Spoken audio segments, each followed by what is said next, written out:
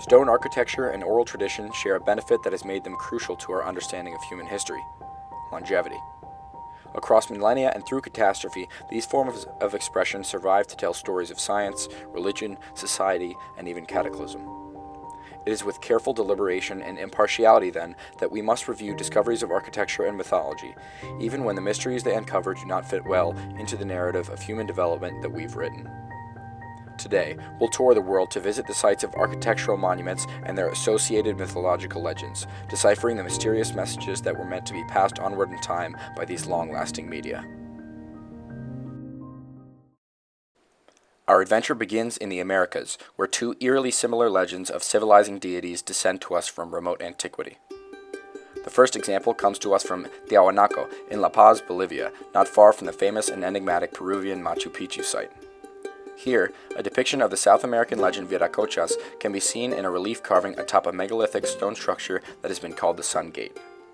This ancient figure was said to have come by boat from the east to the pre-Incan people in South America in a time of great chaos and disorder. Then, it was said that he traveled among the highlands and, quote, gave instructions on how they should live, speaking to them with great love and kindness and admonishing them to be good and to do no damage or injury to another, end quote.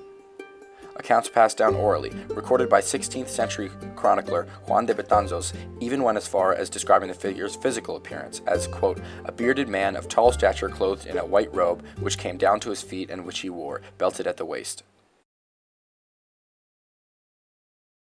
This legend takes on a different name in the Mesoamerican pre-Aztec societies, but shares strange similarities with the Viracochas. Now, we travel to Teotihuacan in modern-day Mexico to learn about the legend whose name means feathered serpent.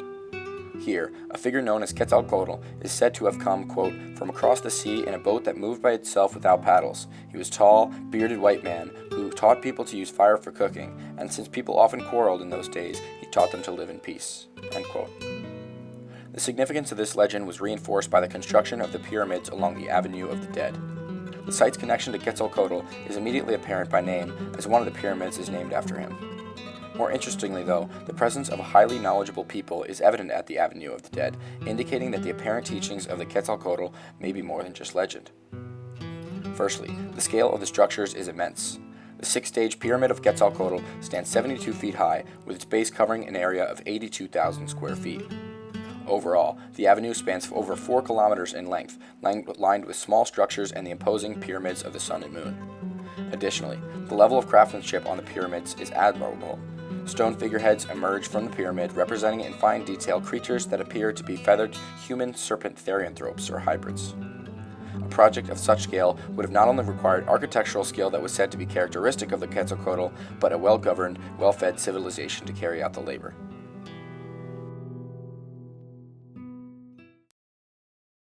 The next leg of our tour brings us to modern-day Turkey, where a recent archaeological discovery has raised questions about the sophistication of the humans that erected this great site. Göbekli Tepe was unearthed in 2013 by German archaeologist Klaus Schmidt. The enormous size of the stones at the site and their layout invoke comparisons to Stonehenge, whose construction has baffled archaeologists for years. To this day, historians and anthropologists have struggled to piece together how humans who were supposed to be unsophisticated hunter-gatherers at the time could have assembled the monoliths at Stonehenge. Göbekli Tepe then further complicates the timeline of human development because it is far more intricate, up to 30 times larger, and 6,000 years older than Stonehenge. The pillars of the site are enormous in size and weight, some exceeding 20 feet in height and 20 tons in weight.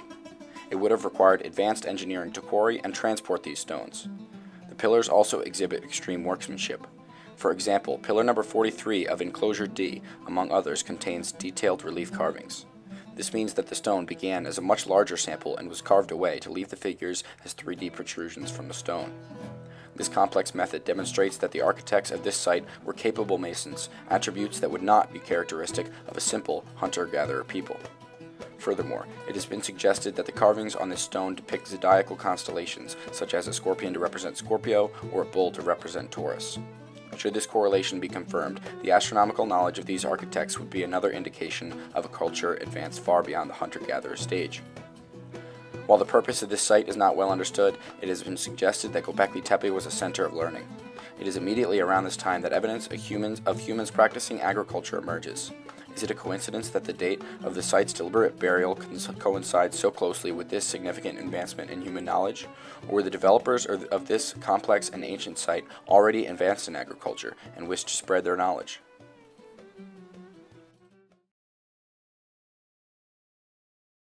The next and final leg of our journey takes us to ancient Egypt, where a strange story emerges from stone. The Temple of Edfu stands tall on the west bank of the Nile, 68 miles north of Aswan, Egypt. It was constructed in several stages, with older versions of the temple dating as far back as 2500 BCE.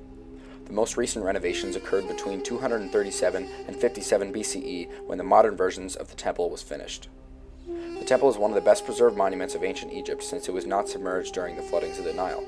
Additionally, it was covered in sand for much of its life, protected from the elements. The Temple of Edfu is a grand structure, tall, atmospheric, imposing, and clearly the work of capable masons. More interesting than the construction of the temple, though, are the acres of enigmatic inscriptions and carvings that cover it. Often referred to as the Edfu building texts, these hieroglyphics apparently detail a history even more ancient than that of Old Kingdom Egypt. Eve Ann Elizabeth Reymond, an Egyptologist, conducted a comprehensive study of the texts that further supports the antiquity of their origin. Apparently, the scribes of Edfu were not the authors of the texts, but were merely copying it from a source that was even older. The inscribers of this text allude to a people even more ancient than the Old Kingdom Egyptians, who sailed great distances from their home island, which was swallowed in a cataclysmic flood. The mission of these people, since their society had been decimated, was the recreation of a destroyed world.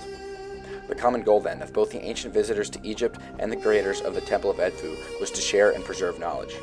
For the former, their home had been destroyed and they wished to share the knowledge that made their society flourish so that it could be recreated. For the latter, the Egyptians believed that the stories of these people's past was so important that they made sure the knowledge would be preserved in the long-lasting tribute at Edfu. These relics of an ancient history demand to be studied and carefully analyzed. Together, they tell stories of great peoples who traveled the world searching to spread their advanced knowledge of architecture, astronomy, agriculture, city building, and moral law. Despite being geographically isolated, these legends share details as specific as the ethnicity of the visitors, their dress in strange animal outfits, and their driving mission. These legends also point to a great global cataclysm that may have erased the memory of this society. Conveniently, the legends also seem to appear in each of the places previously thought to be the first examples of civilized societies, suggesting that the quick advancements may have been due to knowledge imparted on these societies. The evidence that we have to support these stories are the collections of enigmatic structures that appear around the world, the stories that accompany them, and the geologic history of our planet that corroborates them. Should these legends be validated, we would be forced to rewrite the timeline of human development, pushing back the date for the first civilizations even back through the last ice age. We would be forced to ask if the society we operate within is the first to achieve such high quality of life and scientific achievement.